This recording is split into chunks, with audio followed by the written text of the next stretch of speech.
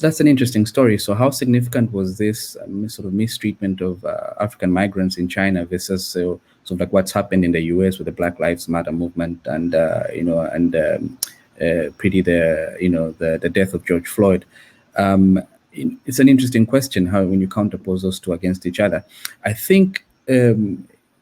My sense is that the typical African is resigned to expect that kind of behavior from the US, from the US police, the US authorities towards blacks and sort of generally African people there.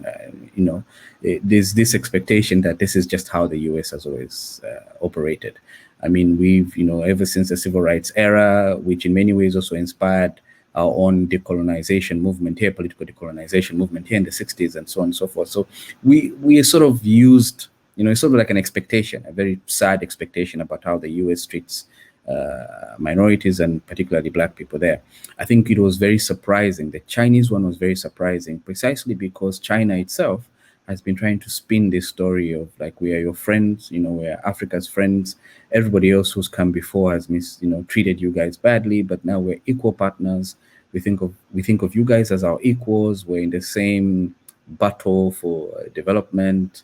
Those kinds of things. So I think it was shocking for many Africans precisely because of the public relations or the story that China has spun about its relationship, how it perceives Africa, right? The West, on the other hand, in many ways people can say we've always known how they've perceived us. Our relationship with the West has been 400-500 years long, and it's not a glorious relationship. So we don't expect much from that kind of relationship. But the Chinese one seems to be a very new one that at least officially is predicated on an idea of equality between the parties. So the Chinese story was shocking precisely because of that. Whereas the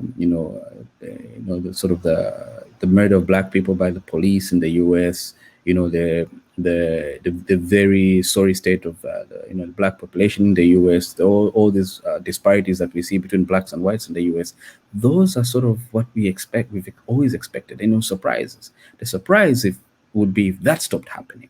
But so the Chinese story was really surprising precisely because of that.